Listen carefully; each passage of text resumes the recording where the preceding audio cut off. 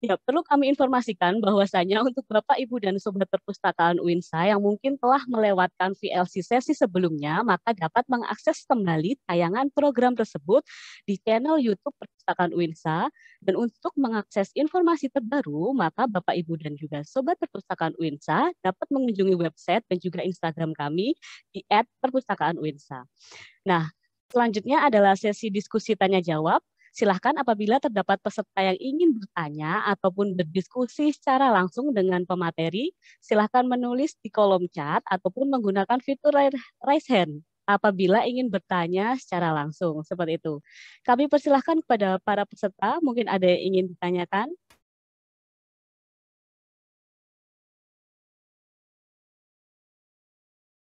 Belum ada ya sepertinya. Apa ini maksudnya sudah jelas semua atau bagaimana ya? Nah, sambil menunggu mungkin ada peserta yang ingin bertanya, mungkin Pak Nasir bisa sharing sedikit selama ini terkait dengan kendalanya dalam hal mengelola repositori ataupun dalam hal mengelola Digilib. Nah, seperti itu kendalanya yang selama ini sering dihadapi seperti apa ya Pak Nasir? Mungkin bisa sharing sedikit seperti itu. Baik. Oke, silakan. Jadi kendalanya satu, ragu-ragu, pilih yang mana, tidak apa-apa. Selagi bisa klik next, itu berarti sudah bisa melalui tahapannya. Ketika tidak bisa sukses melakukan klik next, itu berarti ada yang belum diisi. Jadi yang perlu diperhatikan, yang wajib diisi, yang wajib ya, tapi ada yang perlu. Ya. Jadi yang wajib itu pastikan menu berbintangnya itu diisi, dipilih dan diisi. Ya, menu wajibnya. Menu yang perlu ya tadi yang saya sampaikan, yang tidak ada menu berbintangnya, tapi perlu diisi, misalnya abstrak, keyword, ya, terus tanggal tahun, ya, tidak ada sebagian tidak ada menu berbintangnya. Tapi bisa tampil nanti, tapi yaitu detailnya kurang jelas. Jadi itu yang pertama, ragu-ragu. Yang kedua, dokumen yang diupload itu biasanya asal, ya, asal. Mohon maaf, asal. Kok bisa asal? Iya, biasanya asal. Apalagi misalnya terkopoh-kopoh mepet waktunya. Akhirnya yang diupload, terutama yang scan ya, karena sekarang sudah banyak canggih metode aplikasi secara lewat handphone, kalau Play Store ada scan-scan. Itu biasanya asal di-scan. Nah, biasanya kalau asal itu hasilnya tidak maksimal, ya. Posisi, presisi, simetrisnya, ya, lebarnya, kemudian bahkan ada yang tampilan yang di-scan itu melengkung karena mungkin bukunya tebal ya. Jadi melengkung, posisi melengkung tetap di-scan. Nah, akhirnya ya kurang bagus kalau dilihat orang banyak, apalagi kalau sudah posisinya sudah publis akan dilihat semua user di dunia. Jadi seperti itu. Jadi lebih baik ya sebagus mungkin diusahakan ya hasil scannernya itu rapi, ya, simetris, lebarnya atas bawah, tidak miring, tidak terlipat, tidak melengkung kayak gelembung cembung gitu. Jadi, untuk mahasiswa biasanya kendalanya rata-rata di watermark sama cara melakukan watermark sama TTD stempel ya. Ya, jadi harus asli ya, biasanya akan dikembalikan. Atau biasanya yang lupa surat pernyataan publikasi untuk tugas akhir, biasanya lupa rata-rata. Atau mungkin bisa ditambahkan sama Bu Samida kendalanya biasanya. Silakan Bu Samida. Bu Samida, Biasanya silahkan. Barangkali ada yang ingin yang ditambahkan. ditemui ketika melakukan verifikator. Mungkin Bu Samida bisa menambahkan untuk yang dijilid. Ya, silahkan Bu Sam. Baik, terima kasih Saudari Moderator, Bu Amira. Tadi saya sempat mencatat mungkin ada yang perlu ditambahkan. Untuk yang di link di jilib.unsby.ac.id itu mungkin barangkali ada yang judulnya itu ada anak judul ya, di title-nya itu ada anak judul, maka dipisahkan dengan titik 2. Misalnya judulnya saya enggak punya tambah ini. Jadi apa gitu ya, terus nanti ada studi analisis tentang apa gitu. Jadi yang biasanya ada dalam kurung itu adalah merupakan anak judul, maka dalam kurungnya itu dibuang ketika dimasukkan waktu unggah di jilib.unsby.ac.id itu dipisahkan dengan titik 2, jadi menempel dengan judulnya, kemudian dilanjutkan anak judulnya seperti itu. Kemudian tadi juga ada yang sempat tanya ya, bagaimana mengetahui username sama passwordnya itu sebelum login, jadi kita harus create account terlebih dahulu. Jadi kalau untuk mahasiswa, maka create account-nya itu di link di jilib.unsby.ac.id. Dan bagi dosen, maka create account-nya di link repository.unsby.ac.id. Seperti itu. Jadi kalau sampai sudah berhasil create account-nya dan dicek di email sampai dia sukses, setelah mendapatkan dari administratornya, maka bisa login dan bisa unggah mandiri baik karya mahasiswa ataupun karya Bapak dan Ibu dosen. Seperti itu. Apabila kesulitan lagi bisa tanya-tanya di petugas atau di CP-nya ya, CP repositori bisa dengan Pak Nasir atau bisa dengan saya atau bisa dengan Kuntung. Nanti bisa dilihat di IG-nya Perpus ya. Ya, terima kasih. Ya, terima kasih Bu Samida. Dan selanjutnya ini ada pertanyaan dari, mohon maaf, dari Cak Gun. Oke, Cak Gun. Mohon maaf baru bergabung, izin bertanya. Saya biasanya buat penelitian dengan SK Dekan untuk keperluan BKD. Itu tanpa biaya dan tanpa publikasi sama sekali. Nah, apakah bisa dimasukkan ke repositori milik UINSA tersebut agar terpublish? Ya, silakan kepada Pak Nasir untuk menjawab pertanyaan berikut. Oke. Apakah bisa dimasukkan ke repositori milik UINSA? Untuk pertanyaan dari Cak Gun ini ya. Mohon maaf baru gabung, izinkannya saya biasanya buat kerjaan dengan SK Dekan untuk keperluan BKD untuk tanpa biaya. Ya, jadi semua jenis penelitian bagi dosen, Bapak Ibu dosen pasti ada SK. Paling tidak ada surat tugas. Nah, itu dilekatkan ya. Dilekatkan di bagian paling bawah setelah lembar daftar pustaka atau bibliografi. Nah, seperti itu. Jadi menggabung jadi satu dalam satu file PDF. Jadi yang dari atas disertakan nota pembimbingnya, yang bagian bawah disertakan lembar SK-nya atau surat tugasnya. Jadi kelihatan kalau itu memang benar-benar prosesnya adalah penelitiannya Bapak Ibu dosen. Jadi seperti itu. Oke, bagaimana untuk Cagun? Apakah sudah cukup jelas atau ada yang ingin ditanyakan lagi? Kalau tanpa pembimbing bagaimana, Pak Bu? Karena penelitiannya itu benar-benar mandiri, tanpa pembimbing, meneliti sendiri, cuma ada surat tugas itu saja. Kalau tanpa pembimbing bagaimana? Mohon arahannya. Oh ya, terima kasih untuk pertanyaannya. Kira-kira bagaimana Pak Nasir apabila tanpa pembimbing? Karena ini merupakan penelitian yang mandiri, seperti itu. Sebenarnya ini adalah sebagai bukti keterangan benar-benar dilakukan seorang dosen yang masih aktif ya. Jadi paling tidak diketahui sama dekan, atau keterangan itu bisa dikeluarkan oleh bagian lembaga penelitian yang ada di UIN Sunan Ampel ya. Jadi paling tidak mengetahui itu. Jadi ada surat resmi bahwa benar-benar ada penelitian yang sedang dilakukan oleh dosen ini. Jadi seperti itu.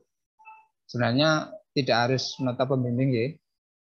Yang jelas surat keterangan itu tadi ya, yang menjelaskan benar-benar telah dilakukan penelitian. Jadi seperti itu. Jadi tidak kosongan. Artinya kalau kosongan kan yang tampak dari kita seperti makalah biasa.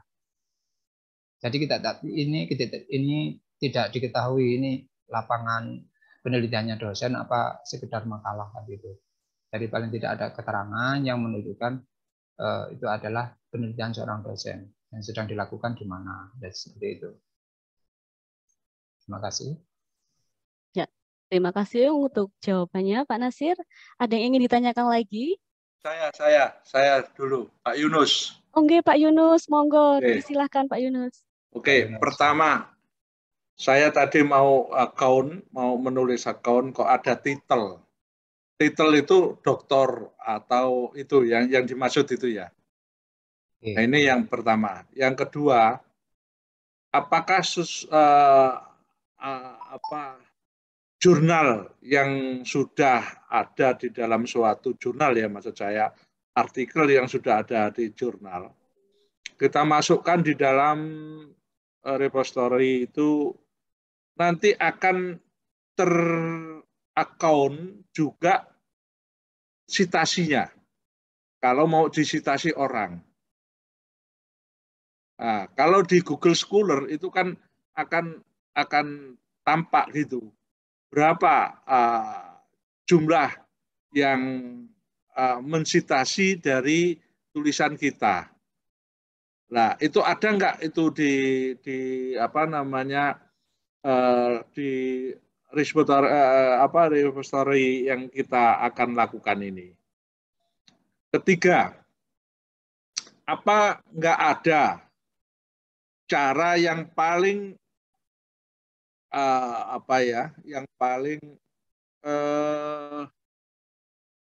yang paling efisien?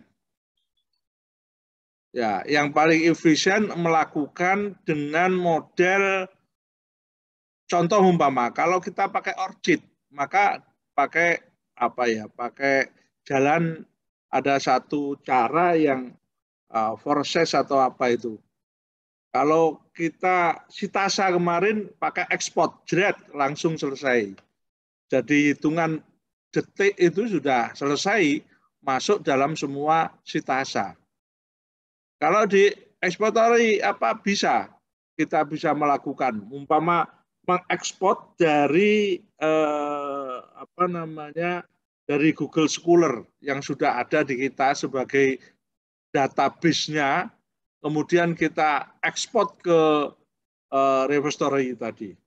Nah itu saya minta untuk dijawab. Terima kasih. Terima kasih Pak Yunus untuk pertanyaannya. Tadi ada 3 pertanyaan ya. Yang pertama ada title yang ketika ingin masuk ke account repository seperti itu. Yang kedua yaitu apakah artikel bisa terindeks citasinya ketika diunggah di repository. Dan yang ketiga, apakah ada cara efektif untuk mengekspor karya ilmiah yang sudah ada di Google Scholar seperti contohnya ke Sitasa seperti itu ya. Tapi kalau ini ke repository, apakah ada cara efektif untuk ekspor dari Google Scholar ke repository? Nah, mungkin bisa langsung dijawab oleh Pak Nasir. Silahkan Pak Nasir. Baik, terima kasih dengan Bapak Yunus. Terima kasih atas pertanyaan Pak Yunus. Ya, yang pertama, bagi Bapak Ibu dosen yang sampai saat ini belum mempunyai akun, ya, login, username sama password di repository, silakan kirim nama lengkap, NIP, kemudian prodi dan email aktif, ya. Silakan dikirim ke bagian repository atau bisa paling tidak bisa menghubungi Bu Irma untuk bisa membantu menyambungkan ke bagian repository. Ini sesuai yang sudah saya tulis di chat ya, kolom chat ya, cara mendapatkan username sama password ya. Untuk yang bagi mahasiswa silakan melakukan create account ya, yang sudah ada tutorialnya. Untuk yang Bapak Ibu dosen, saya kasih kemudahan, kami kasih ya, maksud kami kasih kemudahan, silakan kirim nama, NIP, prodi, dan email aktif. Nanti di admin repository akan dibuatkan akun dan disampaikan. Jadi seperti itu. Yang kedua, perlu diketahui Bapak Ibu dosen dan mahasiswa ya, tapi khususnya Bapak Ibu dosen bahwa repositori kita itu posisinya hanya membantu publis ya, publikasi. Jadi sharing keilmuan, dokumen juga termasuk. Nah, artinya apa? Jadi ketika rumah repositori kita itu sudah dikenal baik dengan Google Scholar ya, indeks Google, maka akan secara otomatis akan sedikit banyak menunjang citasi ya, dikenal karena sudah dikenal sama Google Scholar. Jadi seperti itu. Jadi kita tidak apa ya, tidak seperti Google Scholar ya, bisa menampilkan citasinya berapa, tidak. Jadi repositori kita itu hanya bisa membantu mempublikasi. Dengan adanya publikasi karya ilmiah yang dipunyai Sivitas Akademika UINSA, maka akan sangat cepat terbantu manakala banyak pengunjungnya. Banyak yang mengunjungi, melihat, mendownload, mengutip, ya, otomatis nanti citasinya juga secara otomatis terangkat. Dan itu kalau sudah terindeks sama Google Scholar, ya, otomatis bisa dilihat grafiknya, citasinya berapa, sudah dapat berapa. Banyak sekali Bapak Ibu dosen yang sudah sering memantau citasinya, ya. Bahkan ada yang sempat tanya, kenapa indeks citasi saya kok ada yang turun? Oh, ternyata kebetulan repositori servernya sedang melakukan perbaikan. Biasanya itu kalau dosen aktif akan ketahuan, akan mengetahui grafiknya biasanya. Jadi seperti itu. Kemudian untuk pertanyaan yang terakhir, yang ketiga ya, untuk ekspor. Berkaitan dengan ekspor data dari Sitasa ke repositori, nanti di sini ada Bu Umir ya? Ada. Ada Bu Umir.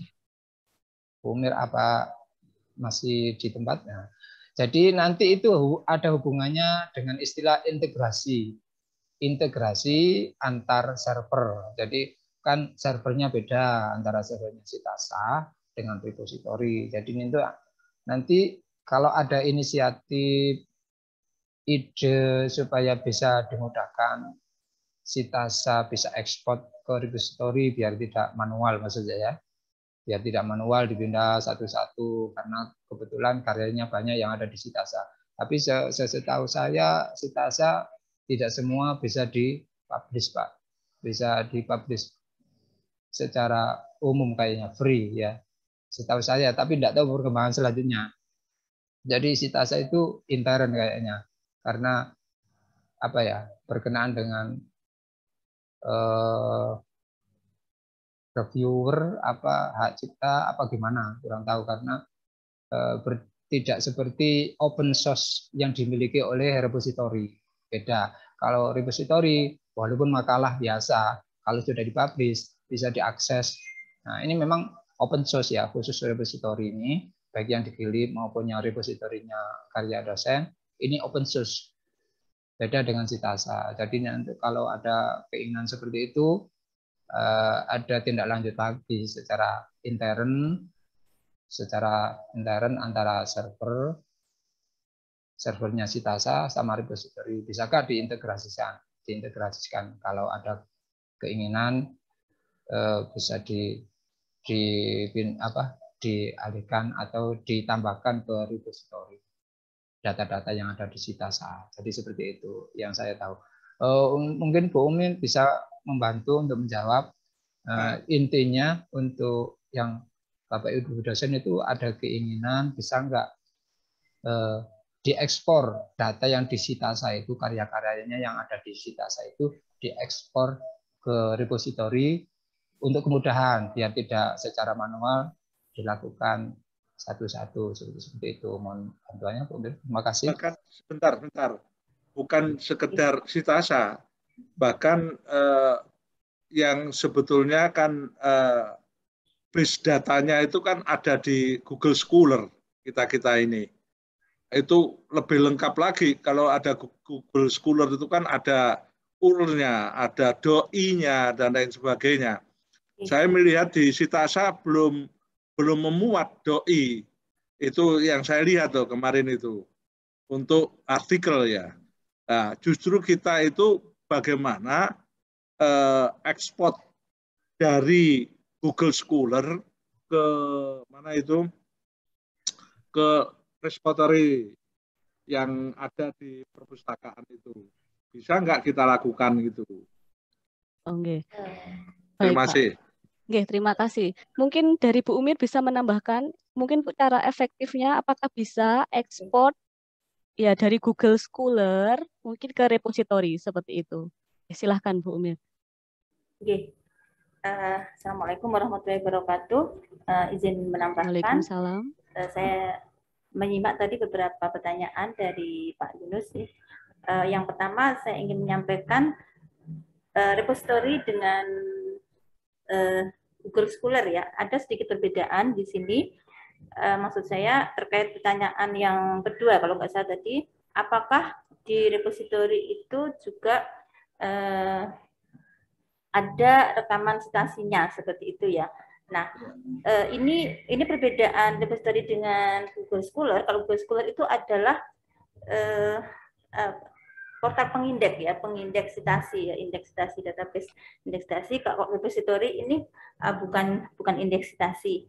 Namun apakah dokumen yang diunggah di repository itu bisa disitasi? Tentu bisa, dan nanti laporannya, rekap citasinya itu ada di Google Scholar seperti itu. Jadi memang beda peta ya, kalau database indeks itu seperti Google Scholar, seperti Sinta, itu memang dia merekap berapa jumlah citasinya. Kalau repository bukan pengindeks. Nah, namun beberapa dokumen yang diunggah di repository itu bisa disitasi dan rekamannya ada di Google Scholar. Saya bisa contohkan misalnya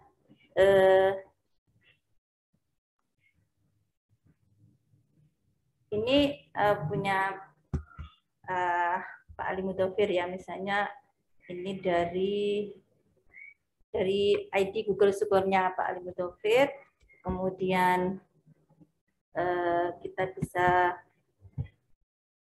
klik di sini, apa namanya, kita bisa lihat apa itu dia dari mana gitu ya di ininya.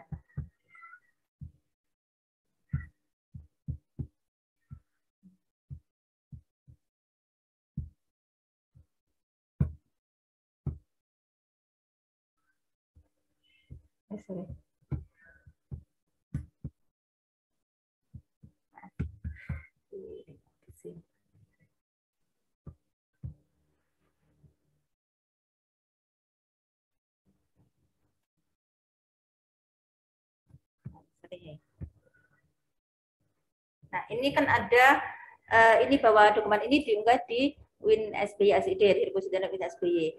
Dan berapa jumlah citasinya, ini dirujuk berapa kali, itu direkam di direkam di Google Scholar seperti itu. Oke, kemudian terkait Sitasa, ya kami kemarin mengikuti juga apa namanya Sitasa bisa langsung mensinkronkan ya data dari Google Scholar. Kami akan pelajari dan coba koordinasi kembali untuk repository, semoga bisa segera juga melakukan sinkronisasi dengan Google Scholar. Namun sebenarnya yang paling penting di sini adalah karya-karya dosen yang belum terunggah, misalnya karya buku, karya laporan, penelitian mandiri, kayak yang itu yang belum yang belum ada online-nya, nah itu bisa difasilitasi di repositori.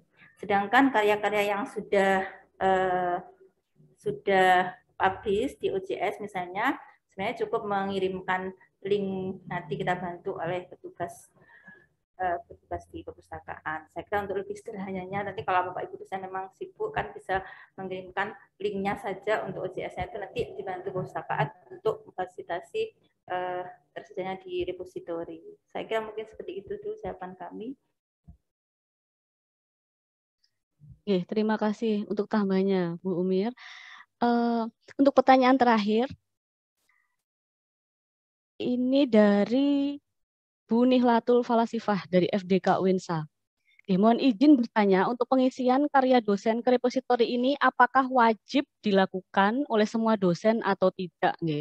Dikarenakan beberapa hari yang lalu juga ada sosialisasi mengenai penyimpanan data penelitian dan pengabdian yang dilakukan oleh dosen UINSA melalui fitur Sitasa di PTRL uinsby.ac.id.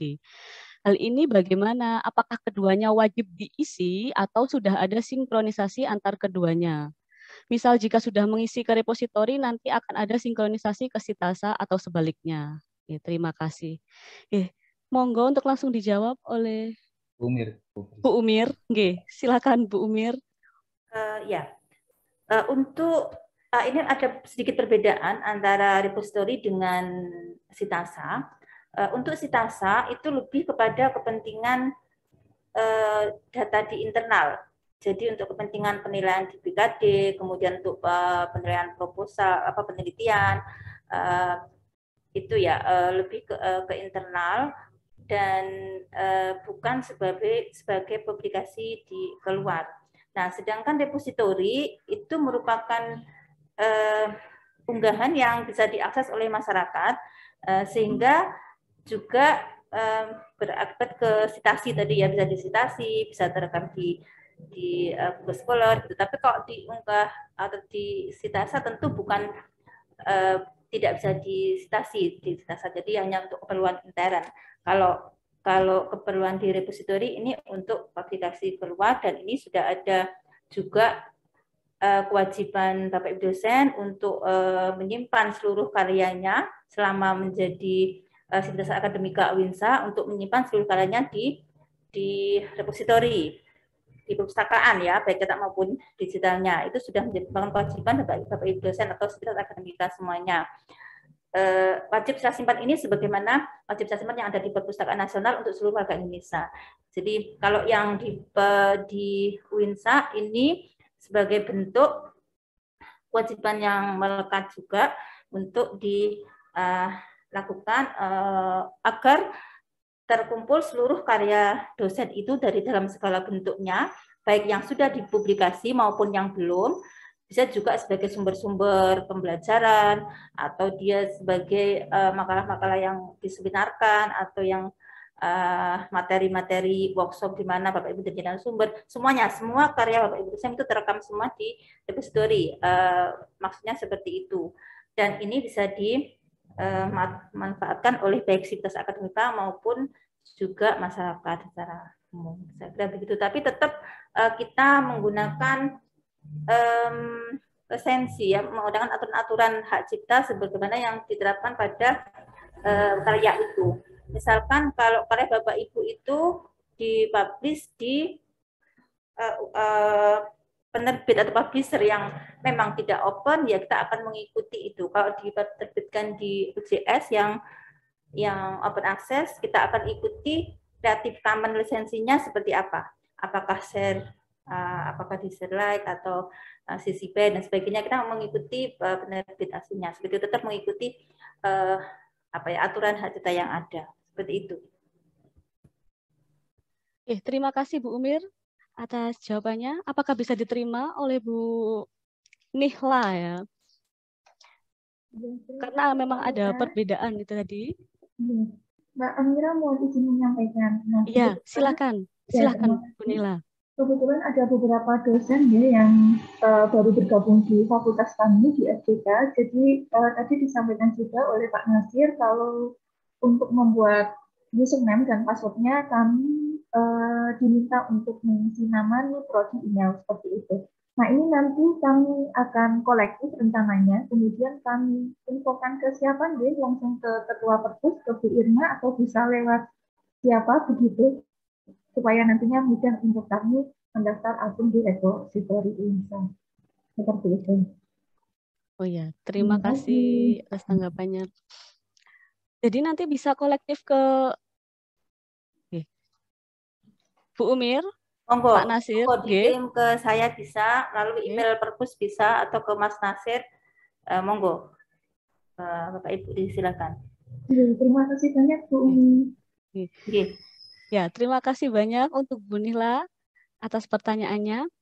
Dan sebelumnya kita ada sedikit saja ya closing statement dari Bapak Nasir. Nah, silahkan kepada Bapak Nasir untuk menyampaikan sedikit closing statement-nya sebelum kita mengakhiri perjumpaan kita kali ini.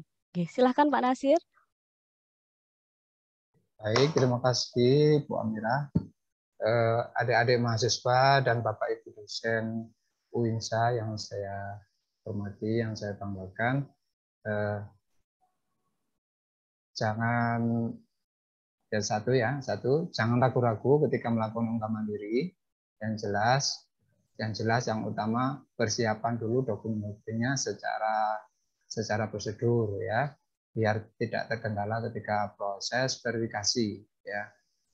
Sama dengan tugas akhir maupun karya ilmiah dosen, sama melalui verifikasi. Jadi verifikasi dilihat dokumennya sama tidak, betul tidak, terutama linknya. Kadang link itu untuk Bapak Ibu dosen yang artikel jurnal atau yang karyanya online, itu linknya yang disertakan, linknya bukan link yang menuju ke artikelnya, namun link jurnalnya. Jadi jadi link yang disematkan itu ada link pas tampil artikel jurnalnya, karyanya maksud saya ya. Itu kalau ada linknya. Kalau tidak ada, tidak apa-apa, karena kita melakukan publish ini baik yang sudah terbit maupun yang belum terbit ya. Jadi sama. Namun perbedaannya yang tidak terbit berarti misalnya seperti jurnal ya. Ketika punya artikel jurnal dan terbit secara cetak, bukan online, berarti yang diunggah itu mulai cover. Nah, misalnya mulai cover, ada daftar isi dan isi artikel. Jadi paling tidak itu. Karena bisa menampilkan ini terbit di mana, bisa terbaca. Jadi seperti itu. Jadi tidak hanya isinya, kadang isinya saja itu identitas kepenerbitan tidak lengkap. Ya hanya volume, biasanya hanya volume dan nama jurnal. Tapi tidak tahu ini jurnalnya by siapa. Ya, by fakultas mana atau by perguruan tinggi mana kan tidak tahu. Termasuk ISSN-nya ya, tidak diketahui biasanya. Jadi kalau yang sudah publish online itu enak karena ada linknya. Untuk adik-adik mahasiswa, persiapkan dokumennya secara betul, ikuti prosedur ya, lembar persetujuan pembimbing, lembar pengesahan, ikuti secara akademik yang ada, dan juga pastikan tidak ditempel-tempel ya. Betul, kadang sudah mendapatkan asli TTD dan stempel dari akademik, tapi biasanya ditempel, jangan dilakukan. Malah kelihatan tidak aslinya, jadi seperti itu.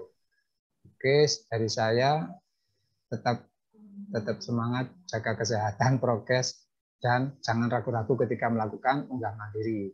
Yang jelas, tanda berbintang, menu berbintang itu wajib diisi biar sukses. Walaupun nanti ada kekurangan, biasanya disempurnakan oleh verifikator, baik yang tugas akhir maupun karya dosen. Sama, kalau tidak ada kekurangan kurang lengkap, pasti akan dibantu untuk kelengkapannya ketika dilihat di metadatanya.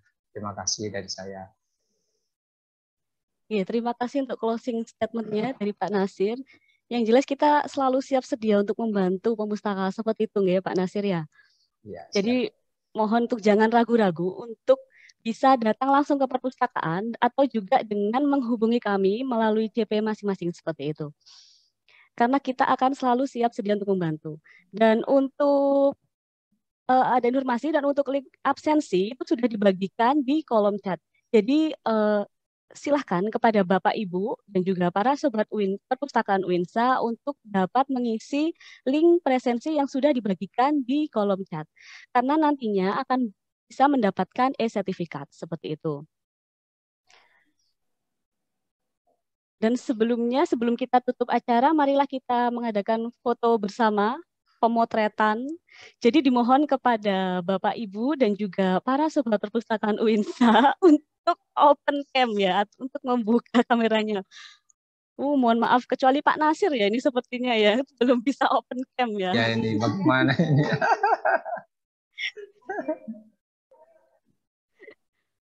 Mungkin Pak Nasir atau bisa di sebelah saya saja ya, agar bisa ikut berfoto bersama. Baik, saya akan pilih ya. Jangan sentimennya.